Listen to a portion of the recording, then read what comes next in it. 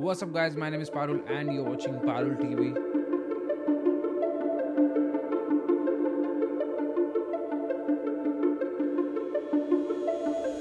हाँ जी दोस्तों, आज की वीडियो में हम बात करने जा रहे हैं जी about the biggest challenges that are being faced by international students in Canada. Canada आने का जो प्लान है वो बहुत ही मज़ेदार है, बहुत ही ड्रीमी है। लैंड ऑफ अपॉर्चुनिटीज़ है, पैसे बनते हैं, लाइफस्टाइल अच्छा हो जाता है, ये सबको पता है।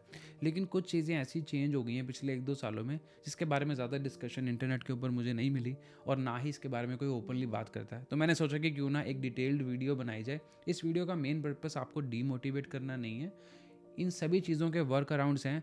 बट मेरा मेन मैसेज आपके तक ये पहुंचना चाहिए कि आपको पता होना चाहिए कि अगर आप +2 के बाद या फिर हाई स्कूल के बाद यहाँ पर पढ़ने के लिए आ रहे हो, कौन कौन से चैलेंजेस आपको फेस करने पड़ सकते हैं, या फिर अगर आप एज एन इमिग्रेंट PR लेकर आ रहे हो तो यहाँ पर आपके लिए क्या वेट कर रहा है। It's more of like a reality check. So let's begin today's video and talk about these points in detail.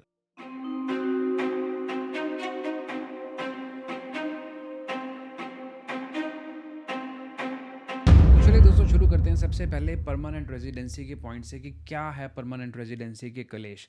देखिए, ऐसा था कि गुड टाइम्स के अंदर 2-3 साल पहले ऐसा होता था कि जो भी बंदा यहाँ पर पढ़ने आता था 1 साल पढ़ाई करता था, 2 साल उसके बाद वर्क एक्सपीरियंस लेता था, नॉक A या नॉक P, और PR अप्लाई हो जाती थी और PR का ITA आ जाता था। अब एक तो पहली चीज़ ये हो चुकी है कि पॉइंट्स का जो लेवल है वो बहुत ज़्यादा बढ़ चुका हुआ है। अब आप इमेजिन करो कि आप इतना पैसा खर्च करके एक जगह पर आ रहे हैं, वहाँ पर आप 1 साल से 1.5 साल या 2 साल भी काम करते हैं, पढ़ाई करते हैं, अपना घर वर बसाते हैं, फिर भी आपको मूव करना पड़ता है एक ऐसे प्रोविंस में जो कि बिल्कुल साइड पे है, जैसे नोवा स्कोशिया, अल्बर्टा। फिर वहाँ पर जाकर आप फोर्सफुली अगर टिम हॉर्टन्स में काम करोगे सिर्फ PR लेने के लिए, तो बताओ कि आपको सुनने में कैसा लग रहा है? अच्छा नहीं लग रहा ना? आज की डेट में यही हो रहा है।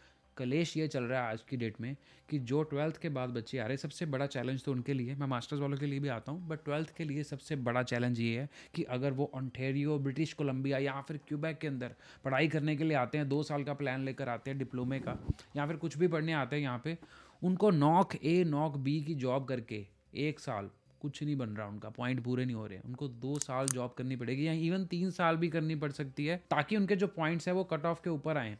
आज की डेट में तो जिन लोगों का 490 पॉइंट है उनको भी ITAs नहीं आ रहे, क्योंकि कई बार पॉइंट्स 500 से भी ऊपर जा रहे हैं।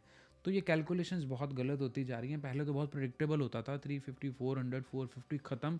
आज की डेट में तो 480, 490 वाले भी हवा में लटक रहे हैं। तो मेरा तो भाई आपको यही सजेशन होगा कि भाई अगर आप कहीं पर कोर्स ले रहे हो तो प्लीज़ PR वाला जो पार्ट है वो कैलकुलेट कर लो। सेकंड जो पॉइंट आ जाता है जी, वो आ जाता है हाई कॉस्ट ऑफ लिविंग। देखिए, ऐसा 2-3 साल पहले तो जो रेट्स थे अब वो बिल्कुल चेंज हो चुके हुए हैं। इवन मैं अभी मॉन्ट्रियल के अंदर 2 साल पहले मैं भी रेंट के ऊपर ही रह रहा था, और इतना रेट का फ़र्क पड़ गया कि जो अपार्टमेंट मेरे पास $1,300 का था, आज वो अपार्टमेंट $1,900-$2,000 में मिल रहा है। इसका मतलब ये है कि अगर आप कल को शेयर करके भी रहते हैं, सिटी में रहना चाहते हैं, यूनिवर्सिटी के पास रहना चाहते हैं, दूर ज़्यादा नहीं जाना चाहते, तो आपको प्रीमियम प्राइस पे करना पड़ेगा। साइड पर जाकर फिर बहुत टाइम बढ़ जाता है, तो विंटर के अंदर बहुत कलेश हो जाते हैं। तो अपनी अपनी प्रेफरेंस के हिसाब से आपको जगह लेनी है। बट हाँ, ये मैं आपको बात बता दूँ कि प्राइसेस अब थोड़े से बढ़ गए हैं। अगर आपका पहले $1,200 या $1,500 पर मंथ के अंदर खर्चा होता था किसी एवरेज स्टूडेंट का, जो कि एवरेज लिविंग कर रहा है, खाना खा रहा है, घर पे कुकिंग कर रहा है, उसका खर्चा अब $2,000 हो चुका हुआ है। 400, 500, $600 का फ़र्क आ चुका हुआ है। तो प्लीज़ अपनी जो कॉस्ट ऑफ लिविंग है उसको ध्यान से कैलकुलेट करो। और इसका वर्क अराउंड ये है कि जब आप यहाँ पर आ रहे हैं, please do not sign up for expensive leases. Try to sign up for a place जहाँ पर आपका जो मंथली स्पेंड है वो मिनिमल हो, ताकि आप बैलेंस होके चलो। और मंथली हिसाब से मत सोचना शुरू करो, क्योंकि रिसेशन आ रहा है, आपको पता नहीं आगे जाके जॉब्स कम हो जाएंगी, मिलेगी नहीं मिलेगी, शिफ्टें ज़्यादा मिलेंगी कम मिलेंगी। मंथली के हिसाब से नहीं, एनुअली सोचो या सेमी एनुअली सोचो कि भाई 6 महीने का मेरा कितना खर्चा होगा, मेरे GIC में कितने पैसे, मैं कितने पैसे निकाल सकता हूँ। थोड़ा सा कैलकुलेटिव होने की ज़रूरत है। इसका वर्क अराउंड है, बट हाँ, ये चीज़ ज़रूर है कि महंगाई बढ़ चुकी हुई है।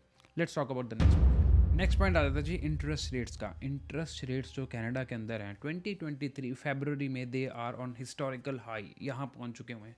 लाइक कह लो कैमरे के अंदर भी नहीं आ रहे, इतने ऊपर पहुँच चुके हुए हैं। मैं बात कर रहा हूँ जी फाइनेंसिस की, या फिर अगर आप लोन ले रहे हैं, कुछ ऐसी चीज़ें ले रहे हैं जिसके अंदर आपको बैंक से मॉर्गेज लेनी पड़ सकती है, लोन लेना पड़ सकता है। बहुत कलेश चल रहे हैं जी। अब मैं आपको एग्जांपल देता हूँ कि जो गाड़ी का लोन था 2 साल पहले, वो था जी 2020 या 2021 में 4% या 4.75%। नई गाड़ी के ऊपर तो जी 0.99 या 2% के ऊपर भी गाड़ी मिल जाती थी। आज की डेट में जी रेट ऑफ इंटरेस्ट हो चुके हुए हैं 12%। एक बंदे ने मुझे बताया 15%। 12 to 15% लोन का जो रेट ऑफ इंटरेस्ट है।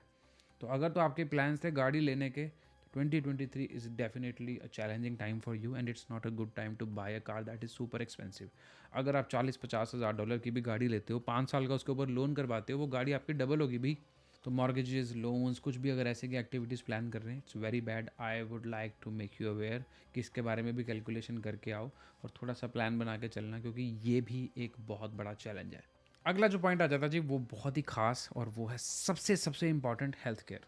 हेल्थ केयर यहाँ की चाहे फ्री है लेकिन बहुत ही बुरी है। जिन लोगों ने मेरी वीडियो नहीं देखी हुई हेल्थ केयर की, मैं ऊपर लिंक दे रहा हूँ, dedicated my health care experience, my hospital visit experience, जाकर प्लीज़ डिटेल में चेकआउट कर लेना। देखिए, ऐसा जो स्टूडेंट्स आते हैं वो लिमिटेड इंश्योरेंस के ऊपर आते हैं, जो कि उनकी प्राइवेट इंश्योरेंस होती है, तो कॉलेज की तरफ से होती है या किसी की तरफ से होती है। उसके अंदर ना तो भी आंखें कवर है, ना डेंटल केयर कवर्ड है, ना प्रिस्क्रिप्शन ड्रग्स कवर्ड है। जो लोग यहाँ पर वर्क परमिट या पीआर पे हैं, उनके लिए भी ये 3 चीज़ें कवर्ड नहीं है, जो कि गवर्नमेंट की तरफ से free health care insurance plan चल रहा है। और अगर कवर्ड हो भी तो उसका भाई कोई इतना ज़्यादा फ़ायदा नहीं है, जो चीज़ें कवर्ड भी हैं। हॉस्पिटल में अगर आप जाते हो, आप 8-10 घंटे वहाँ पे चीखे मार के लटकते रहोगे स्ट्रेचर पे, आपको कोई नहीं पूछेगा। मेरी वीडियो देखना, मैंने उसमें बताया कि मैंने क्या ट्रिक्स मारे थे कि मेरे को कोई देख ले। अब इंडिया के अंदर तो अगर एम्बुलेंस चाहिए तो चाहे लेट हो जाए, बट बंदा हॉस्पिटल पहुँच के बच जाता है। यहाँ पर उल्टा है। यहाँ पर हॉस्पिटल आपको पहुँचाएंगे 10 मिनट के अंदर, 5 मिनट या 2 मिनट के अंदर एम्बुलेंस आपके घर आ जाएगी, लेकिन बंदे को उठा के जैसे ही वहाँ पे लेके जाएगी, छोड़ देंगे आपको। वो रास्ते में चेक कर लेंगे कि भाई ये मरने वाला नहीं है, दर्द में है, रोई जाए, कोई चक्कर नहीं। मेरे साथ ऐसा हुआ, मेरे को किडनी स्टोन की प्रॉब्लम हुई थी भाई, पटाखे बज गए थे मेरे। तो प्लीज़ गाइस, जो लोगों को डेंटल केयर, आई केयर या फिर कुछ भी ऐसे की चीज़ों की ज़रूरत है, अपना इलाज इंडिया से करवा कर आओ। यहाँ पर इंश्योरेंस में आपको किसी ने नहीं पूछना, चाहे आप पैसे लेके, जितने सारे ढेर सारे पैसे लेके बैंक में बैठ जाओगे ना, वहाँ पर जाकर हॉस्पिटल में भी, तभी कोई आपकी परवाह नहीं मारेगा। तो हेल्थ केयर बहुत ही क्रिटिकल पॉइंट है आपके डिसीजन के लिए, तो प्लीज़ इसके बारे में ज़रूर सोचो, रिसर्च करो, तभी आगे आओ। नेक्स्ट पॉइंट जो आ जाता है वो आ जाता है ट्रांसपोर्टेशन कॉस्ट का। ट्रांसपोर्टेशन कॉस्ट बड़े शहरों में बहुत महंगी है और उसमें अगर गाड़ी लोगे तो और भी महंगा हो जाता है। जैसे टोरंटो की अगर हम बात करते हैं तो मिसिसागा, ब्रैम्पटन, ये सभी की जो बस सर्विस है उसका आपको अलग से पास बनाना पड़ेगा। फिर गो ट्रेन करके क्या, उसको आपको अलग से बनाना पड़ेगा। फिर टोरंटो के अंदर जो मेट्रो चलती है उसका आपको अलग से बनाना पड़ेगा। भाई $250-300-400 तो लोगों का इन पासिस के अंदर ही जा रहा है। और अगर आप गाड़ी लोगे तो गाड़ी की इंश्योरेंस, गाड़ी की किस्त अगर आपकी $300 या $400 बनती है, उसके ऊपर गाड़ी की इंश्योरेंस भी आपकी $200-300 बनेगी। अगर आप 20s के अंदर हो अपने, ठीक है, नए हो, एक्सपीरियंस वगैरह के साथ थोड़ा सा कम ज़्यादा हो जाता है, बट मोस्टली $300-400 तो लोग इंश्योरेंस पे कर ही रहे हैं। फिर उसके बाद पेट्रोल का खर्चा, तो भाई गाड़ी का तो फिर $1000-1200 तक गेम पहुंच जाती है। ट्रांसपोर्टेशन का भी बहुत महंगा खर्चा है अगर आप बिग सिटी के अंदर आ रहे हो।